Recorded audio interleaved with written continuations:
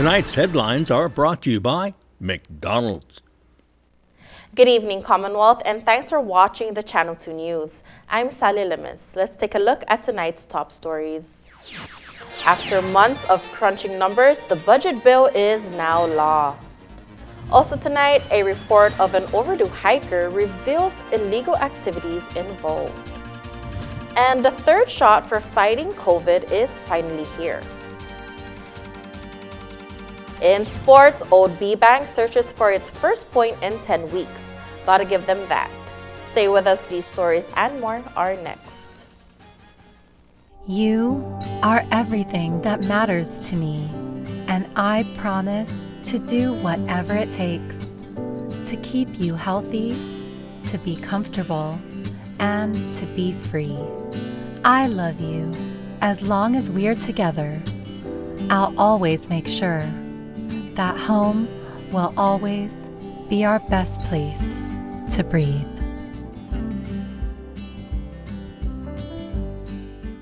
Thanks for the Big Mac. Yeah, thanks for driving.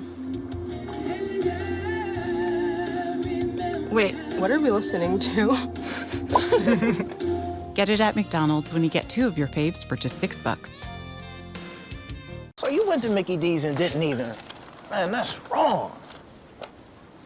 But, you're all right. Get it at McDonald's when you get 2 of your faves for just $6. I got my COVID vaccine. How about you?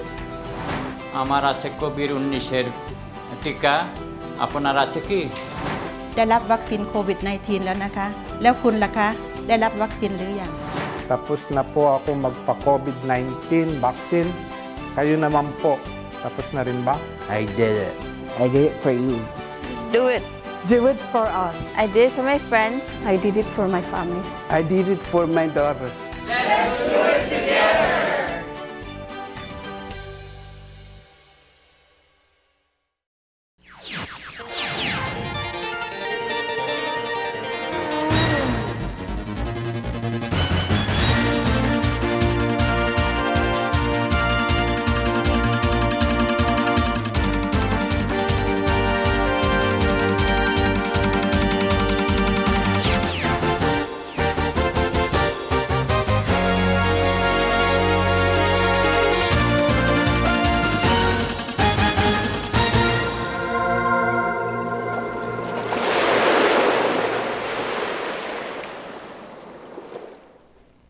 Half a day to the Wami and good evening, Commonwealth.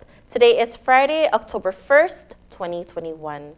A budget bill was officially signed into law just hours before the first day of the fiscal year 2022, and we averted a partial government shutdown. In the presence of lawmakers, the judicial branch, and other cabinet members, Governor Ralph Torres, along with Lieutenant Governor Arnold Palacios, officially signed the budget bill into law for fiscal year 2022. The bill is now Public Law 22-08, appropriating $278 million for government operations and personnel. The Sinimay House of Representatives and the Senate were able to allocate $103 million from the local funds, and the administration had added $175 million from ARPA funds. One of the highlights of the budget is the allocation of $600,000 for the new mental health court. That's something that I also want to personally thank the legislature for putting that into this priority. As we have seen, the drug court has been very successful and now venturing into our mental health. That's something I think all of us in this room understands the importance for our community. Also, during the signing of the bill, the governor made some line item vetoes, explaining that some of the items are already provided in the law. Lieutenant Governor Palacios states most of the vetoes are mostly administrative provisions. I don't believe it's fatal or nothing major, but for the most part, the budget basically is intact in terms of the numbers. Like Section 501, I line item veto that because the reprogram authority kind of gave the administration 15 days to notify where it's actually the end of the quarter. So again, nothing big. The reporting will be forthcoming, but instead of 15 days, as what the law says. Another line item veto is the public auditor section, which would have provided exemptions to some agencies from paying the required audit fee. The public auditor, I line item veto that part, the whole section. I think that if they need the funding to do what they need to do, so across the board, I just line item veto that part, so that everybody gets to pay their 1%. House Democrats also added in a provision in the bill that would have required legislative action for any changes in the governor's ARPA spending plan, but this provision was vetoed as well. I want to have a good working relationship with the legislature, and Mr. Speaker, you know that I do call you, and my door is always open to you and to anybody in the House that wants to come and discuss ARPA, and same with the Senate. With this, we did give a overview on how the ARPA funds will be spent, and again, Secretary Dave is here to clarify. We did send that to the Department of Treasury. We got that approval. If there's any amendment needs to be done, rest assured that we'll make this proper channel. But moving forward, we'll be happy to discuss with the legislature if there's other pending or critical areas that our government needs assistance in. Other line item vetoes include reprogramming authority, utility payments, and feasibility study on the casino gaming industry. We'll have more on those next week. Emergency personnel spent yesterday looking for an overdue hiker who has been illegally fishing. Yesterday morning, September 30th, 2021, CNMI Department of Public Safety received a call regarding an overdue hiker who went to Forbidden Island and didn't come back. Police say Dusty Nisarafash and friends hiked down to Forbidden Island on Wednesday night and then hiked back up on Thursday morning, but this time the group was without Nisarafash. The friends say they searched for him but were unsuccessful. Nisarafash's wife called for police assistance later that day. At 2:30 yesterday afternoon, DFEM's Search and Rescue Unit, along with DPS Rapid Response Team and the DPS Boating Safety Section, were activated to assist in the search. Both teams searched around the area at Forbidden where he was reported to be last seen. Late in the evening, the search teams did not find the victim. They called off the search due to low light visibility. At about 8 p.m. last night, the wife of the victim called 911, told them that her husband, Dusty Nisarafach, had just returned home and was dehydrated. Medics were dispatched to the residence where he was checked and cleared. What the group was doing down there is not clear. However, an overnight hike to a marine protected area is of concern to many, and DPS has notified Fish and Wildlife officials to check and see if any illegal activities were taking place. Hikers are encouraged to make a hiking plan and inform others of that plan, especially in areas with limited cell phone reception. Forbidden can be a dangerous place, and the waters around Forbidden have been the home to several tragedies. In 2018, two Korean tourists, husband and wife, died in the area after entering the water. One body was recovered while the search for the other was called off. Also in 2018, a 24-year-old Korean tourist drowned in the area. In 2015, two died after hiking down there and entering the water, a 6-year-old and a 16-year-old. And in 2007, 4 Korean students died after accessing the area without a guide. Forbidden is a marine protected area, which means it is a no-take zone. Other MPAs include Bird Island, the Grotto, and the waters surrounding Managaha. Booster shots are now available on a walk-in basis at the Multi-Purpose Center. The Pfizer vaccine was recently approved by the CDC for booster shots, and COVID Task Force has them available. Here's Esther Munia, the CEO of CHCC. If you have received both shots for Moderna and you are immunocompromised, you can receive the third shot. And right now, the Pfizer has been approved for the third shot. However, as the guidelines from CDC was announced in around early in September, prior to the announcement of the booster shot, that the mRNA vaccines can be mixed, basically. So if you had the Pfizer and you wanted a third shot, if you meet the requirement of basically being eligible, which is that you are immunocompromised and you have self-attested to that, then you will be able to get the Pfizer or the Moderna shot. And again, for the Johnson & Johnson, same thing. Really, any adult that are at risk in working in an occupation that is at risk of contacts with individuals that could have the COVID-19 are eligible. And it's practically very easy. You can really walk up to the multipurpose center, say I'm going to get my third shot or a booster shot, fill out the attestation form, and you are done. So far, officials say no Korean tourists coming in under the CNMI trip program have tested positive for COVID-19. Korea is currently considered a level 2 country, and with a mandatory pre-departure test, it means there will not be any increase in quarantine days here. Upon arrival, Korean tourists are tested. Once they get negative results, they are allowed to use the water park and restaurants at the Kensington, and they're also allowed to golf at Coral Ocean. They are then tested 5 days after arrival, and once they get a third negative test, they are able to move freely in the community. Warren Villagomez. We never let our guards down with the travel bubble, and as expected, we have an agreement with Korea, and we are in close contact almost weekly with Korea in regards to even the Korean guests that are here. Are they compliant? They want report back from us. So we are doing that every day. One spot open for a seat at the Cannabis Commission. The CNMI Cannabis Commission held a board meeting earlier this week.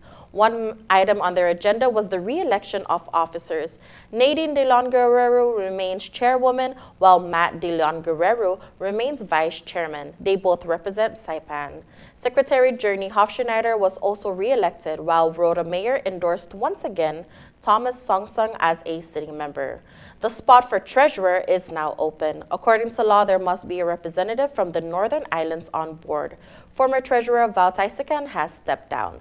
Matt De Leon Guerrero is the current acting treasurer. The commission currently awaits an endorsement from the Northern Islands mayor. Finance Secretary says batches for the local stimulus continue to roll out. According to David Attilik, Secretary of Finance, individuals who have not received their local stimulus cards can expect to see them in the next few weeks. Attilik states the Department of Revenue and Taxation has just processed a batch this week. The second batch, I believe, was received this week, so those should be going out. And there was about 500 to 600 taxpayers that will be receiving their prepaid cards.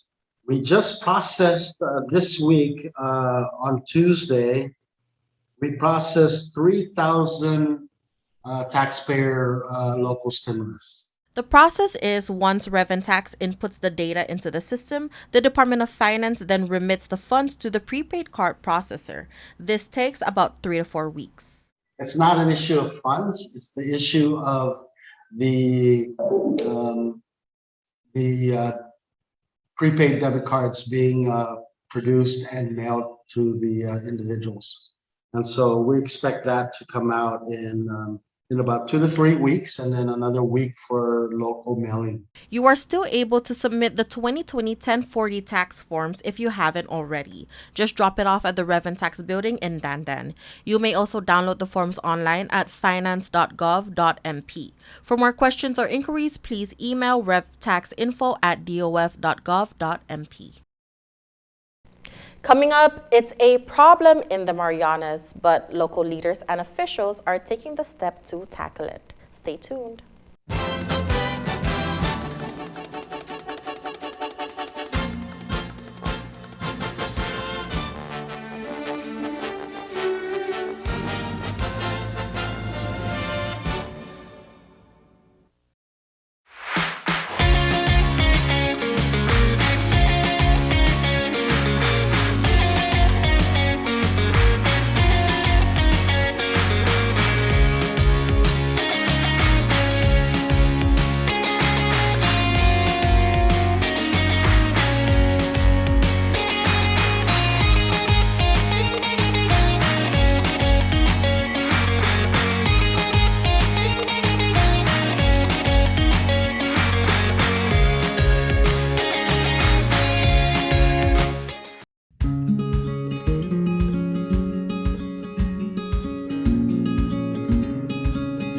sea turtles and hawksbill turtles call the Mariana Islands home. They're an important part of the marine ecosystem. They are under threat, and they are protected under CNMI law.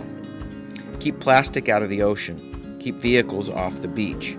Use the Sea Turtle Stranding Hotline if you see poaching activities or if you see a turtle in trouble. Call 287-8537 and save a turtle.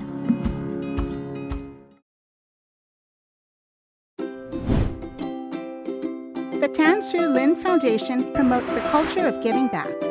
The foundation and its generous partners are committed to supporting programs that include health, education, and sports. Initiatives that promote arts and culture, the environment, and tourism will benefit our community and our residents. Giving back and making a difference will help ensure that the island paradise we call home will be a better place to live.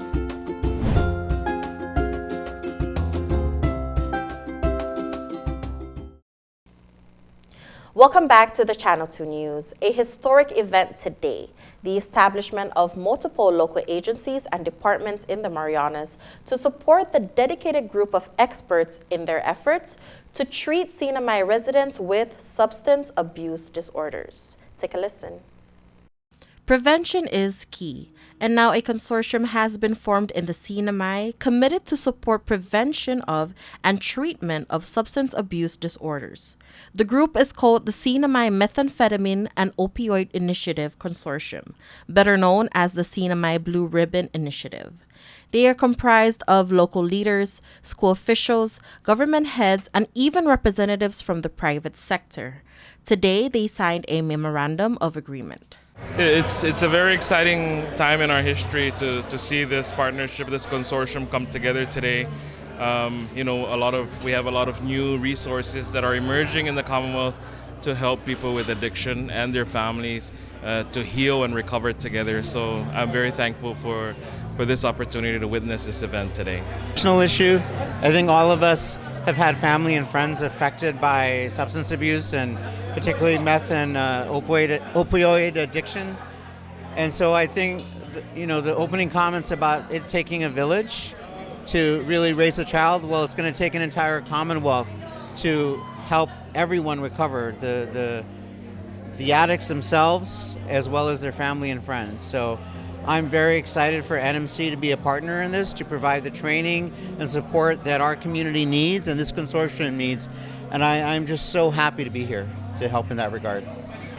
And life is too precious that every day should count for something. To those that are recovering, I know every day is a struggle, but again, we're here. I am dedicated since day one to give resources and even more resources to those that I need. So again, please come seek help. We have the right people, right organization, and let's continue to fight the right things. The consortium began meetings over the past 6 months to conduct comprehensive needs assessments of the CNMI substance use disorders, analyze the strengths, weaknesses, opportunities, and threats, and also to formulate a strategic plan. Judge Theresa Kim Tenorio, who deals with addicts on a daily through family and drug courts, says the trigger is usually from trauma. What I've learned through these two specialty courts is that many, if not majority of the people I encounter are or were victims. Victims of sexual abuse or assault, physical abuse, domestic violence, emotional abuse, children who are neglected, and this is just to list a few. And unfortunately for those individuals, the trauma has led to drug abuse as a coping mechanism. This needs to stop, which brings us to today and the signing of the MOU. Jack Sablon, who is a recovering addict and an active advocate, says treatment does work. Sablon shared his story on taking the 12 Steps to Recovery program and how attending those meetings helped. Like any other disease out there, you're given something to uphold you, your well-being and your health together. For me, my mental health, my stability, my motivation comes from these meetings. So I need it on a daily basis. And it's important because why? It takes one addict to help another addict. It's without parallel. One day at a time, sweet Jesus, that's all I'm asking of you. Give me the strength to do every day what I have to do. Yesterday's gone, sweet Jesus, and tomorrow may never be mine. Lord, help me today, show me the way, one day at a time.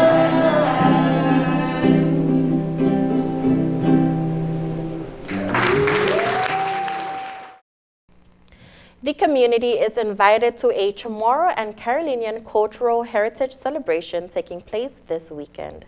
It's called Tipio Inafamaulik Marianas, an event to recognize the indigenous people and cultural practices of the Sinamay. The event is set for Saturday, October 2nd, beginning at 8 a.m. The first activity will be a demonstration of or underground oven, where 2 pigs and 1 cow will be cooked. Other cultural exhibitions such as sailing and fishing will be available throughout the day. At 1 p.m., an official ribbon cutting ceremony will take place to mark the event as the first of many to come. Tipio Inafamaulik is made possible through the Carolinian Affairs Office, the Indigenous Affairs Office, Marianas Visitors Authority, and the Office of the Governor. Community members are encouraged to bring chairs and your favorite beverages to be comfortable while listening to the live band. The event is expected to go on until 9 p.m. at the Carolinian Oat in Garapan. Thank you. Coming up, the Lady Eagles are flying high, but they came down to earth to talk to us. Sports is next.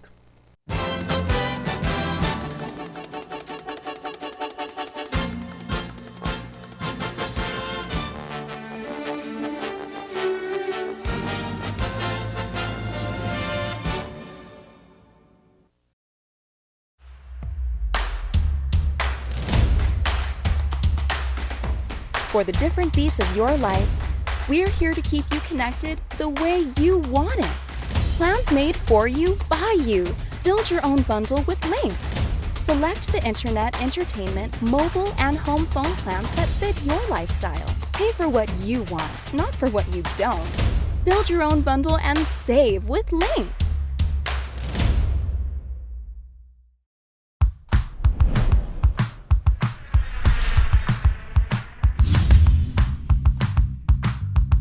Hi, I'm Dre, one of the personal trainers here at Goat's Gym, and today we're going to show you a Bulgarian split squat, a fantastic lower body exercise that should be a main staple in your training. Now the first thing we want to address is the rear foot placement. Now whether it's toes on or toes off, just find what's comfortable for you. The bigger issue we want to tackle is the height of the box or bench. You see, when you set up on a box or a bench that's too high, that inherently puts an aggressive stretch on the front of your hip. Oftentimes, that sensation will take away from the working leg, the leg that's on the floor. And when you start to add load in this faulty position, you're bound to run into some problems, particularly if you got some mobility restrictions. So Jamila's gonna set up. She's gonna descend with control, and from there, just stand tall.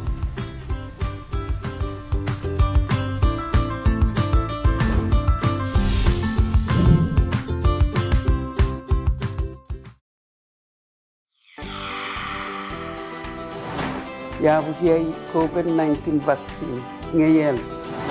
I got my COVID-19 shot. How about you? 我们已接种新冠疫苗，你呢？ I did it for you, for the safety of the community and the public. I did it for my family. I did it for my friends. Just do it. Let's do it together.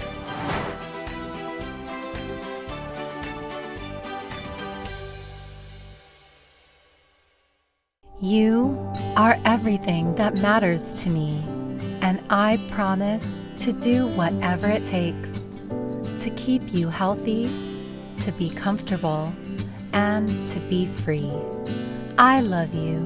As long as we're together, I'll always make sure that home will always be our best place to breathe.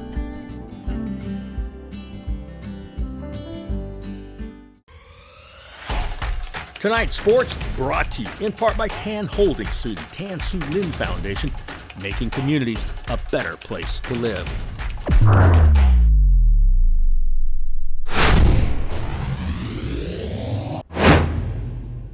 Buenas sports fans.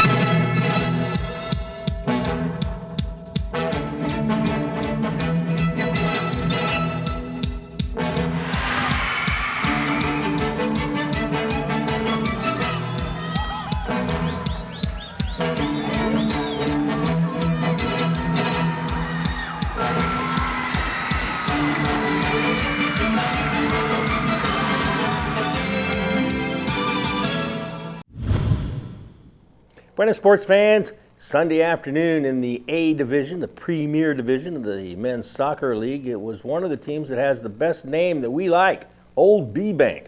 They were taking on KFC in a battle of the basement, a couple of cellar dwellers. Standing room only at the Kville pitch. Well, you could sit if you want to. No fried chicken here. Kanoa FC on the move. The shot rolls to the right, harmlessly. No harm in taking a long shot. That's why they call it a long shot. Long odds on that shot. And he turns, he shoots. Wide right. Oops, wrong goal. Zapanta. The lofty kick. Richard Waldo tips the ball away off the post and out. And that's a top play of the week nominee there. This game ends in a score that only a mother with sons on both teams would like. 2-2. Well, tonight, it's with great pleasure that we introduce to you two members of the GCA Lady Eagles, a volleyball team that's currently tied for first place. Here they are. If you can bang, you can hang.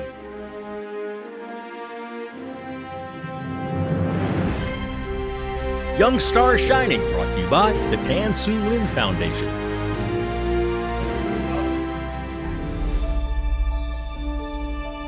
The Lady Eagles can bang and they can hang. Currently 6-0 in the high school league. Two juniors, Vicky Wong and Soleil Lamar, give possible explanations for that quick start. I guess it's like a teamwork, how everyone was being really united and we just work hard together. We have like 2 volleyball courts and we also like to practice a lot with the boys, so that really boosts our skills and stuff. Coach Cesar Liebut strives to develop each member of this team, knowing that a team is only as good as its weakest link. This year, our coach said that we're actually going to improve on our own skills, and he hoped that everyone could improve based on their own, like, what's their level was, and just based on that and improving more. Thursday, October the 7th, it'll be GCA against another undefeated team, MHS1. Who's your biggest rival, you would say? Right now, it's probably MHS1. We're really looking forward to that game. Make no mistake, when these girls take the court, they play to win, as this 16-year-old clearly understands. Well, you have a tradition. Do you ever feel pressure out there? Yes. When it's someone that we don't really know what they play like, but usually we examine how they play and stuff like that, so we're mostly ready. When Vicky moved to Saipan several years ago, she immersed herself into this school sport. To be honest, because I came here to Saipan around when I was 5th grade, so I wasn't really into sports when I was in China. But ever since I came to GCA and everyone, because my classmate, everyone was really motivating me to join a sport. So we decided to if everyone could join a sports as a class and we could all improve together. So I guess my classmate was my most motivation. Young Star Shining, brought to you by the Tan Su Lin Foundation. All right, remember, next week, next Thursday, GCA versus MHS1. It's going to be a big one. All right, moving on. Oh, it's TGIF. Thank goodness it's finished. Meaning the top plays of the week are finished. Let's see what they are.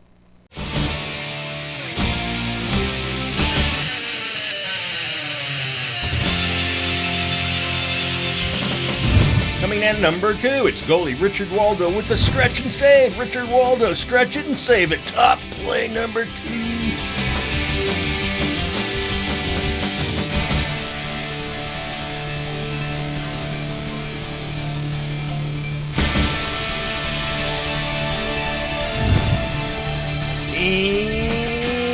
we have a tie for first place.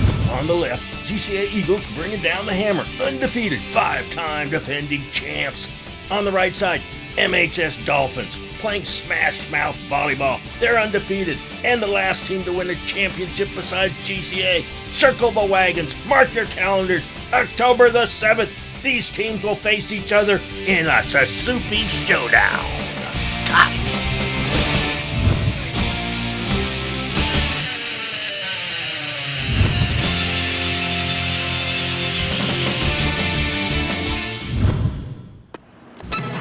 Here's the windup and the pitch.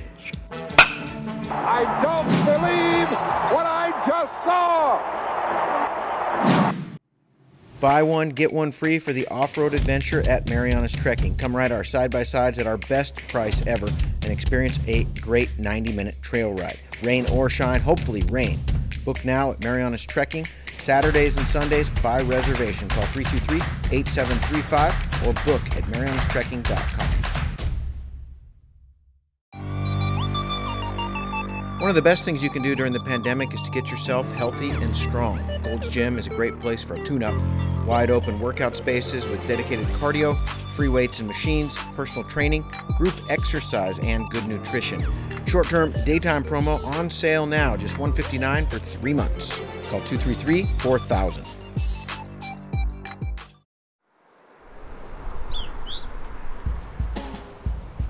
Our weather report today. High 90, the heat index, hot, 107, below 80, humidity 79%. Tomorrow, mostly cloudy, scattered showers. Got a passing surface trough is going to dump some rain on top of us. High 89, low 79. Seas are moderate out there, 5 to 7, but there is a swell coming in from the western side, so be careful of riptides. Sunrise 6:06, low tide in the morning, a high tide Saturday afternoon. Sunset at 6:05, first time in 6 months. We have less than 12 hours of direct sunlight.